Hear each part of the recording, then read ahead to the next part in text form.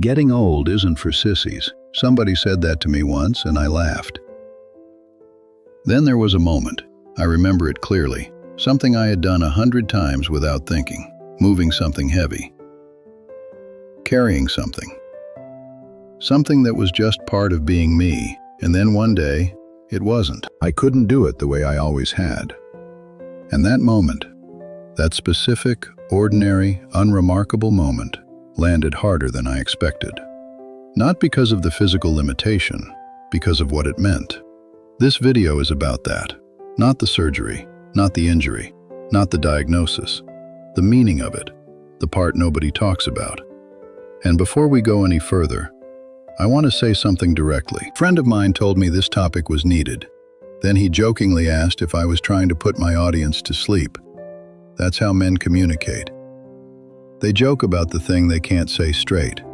So I'll keep this moving. No long pauses, no lingering, just honest.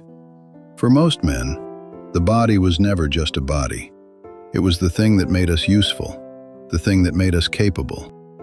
The thing that said, without words, I can handle this. I've got this. You're safe. From the time we were young, we were taught that strength was currency. You lifted things, you fixed things, you showed up physically. That was how you proved your worth. That was how you said I love you without ever having to say it out loud. A father carrying a child on his shoulders. A man moving furniture so his family doesn't have to. The one who gets called when something needs doing. That identity, the capable one, the strong one, the one who handles it, gets built over decades. And then the body starts changing. The hip that needed replacing. The ankle that hasn't been right since the accident. The back that goes out now when it never used to. The recovery that takes 3 times as long as it did 10 years ago. And suddenly, the currency is gone. Not all of it, not forever, but enough to notice, enough to matter. Enough to sit with quietly in a way you'd never admit to most people. There is something else underneath all of this, something even harder to say. Most men were raised to be the protector, not just the strong one, the one standing between their family and whatever comes, the one who handles the threat, the one who never lets anything get through. And when the body starts to fail that role, when you physically cannot do what a protector does, it is not just the strength you are grieving, it is the identity, the fundamental belief that your job is to keep everyone safe, and your body is no longer cooperating. That is one of the heaviest things a man can carry, and almost none of them ever say it out loud. Here's the part that doesn't get talked about. What happens after the surgery? After the physical therapy? After everyone around you says you're doing great, you'll be back to normal soon?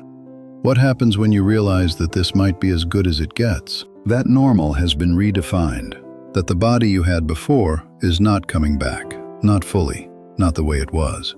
That is a grief, a real one.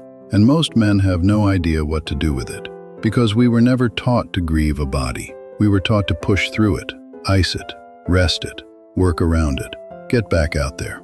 Grief was not part of the program, so instead it comes out sideways. As frustration, as irritability, as a short temper with people who don't deserve it, as a quiet withdrawal from things we used to enjoy because doing them half as well feels worse than not doing them at all. Psychologists call this physical identity loss, the disruption of a self-concept that was built around physical capability. When that capability changes, even partially, the identity built on top of it shakes. It is not weakness to feel this. It is a completely normal psychological response to a real loss. The problem is that most men never give themselves permission to call it what it is. I want to talk about what happens when we don't deal with this, when we push it down, joke it off, tell ourselves it's fine, man up, move on. The research on men and physical decline is sobering. Men who experience significant loss of physical capability and don't process it are at significantly higher risk of depression, social withdrawal, and a loss of purpose. Not because they are weak, because they are human, and they were handed a definition of strength that left no room for this moment.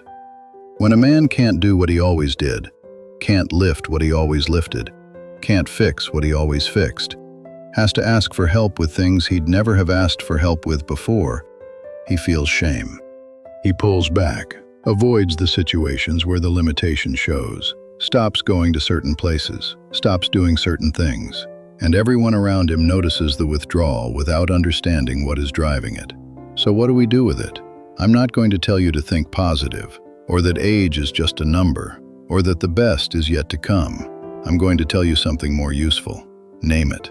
Not to everyone, not on social media, but to yourself, honestly. I am grieving the physical version of myself that I used to be. I miss what my body could do, and that loss is real, and it deserves to be acknowledged. That is not weakness. That is the beginning of actually dealing with it. The second thing is this. Strength was never really about the weight you could lift. The men I have known who carried the most were not the ones who never asked for help. They were the ones who kept showing up, who stayed in the room when it was hard, who said the difficult thing when it needed saying, who loved the people around them even when everything hurt. And the protector, the real protector, is not the one who never shows a limitation. It is the one who keeps showing up in whatever way he still can. That kind of strength doesn't go away when the hip gets replaced. It doesn't disappear when the recovery takes longer than it should. It is not stored in the body. It never was. And asking for help, genuinely, without shame, is one of the hardest things a man can do. Which means it is also one of the strongest. The body changed. You didn't. The part of you that matters most is exactly where it always was. If this landed somewhere real for you, leave a word in the comments. Or don't. That's fine too. But know that someone else is reading them, and your honesty might be exactly what they needed today. Thank you for being here. Let's keep going. And remember, when life gives us lemons, we finally know what to do with them.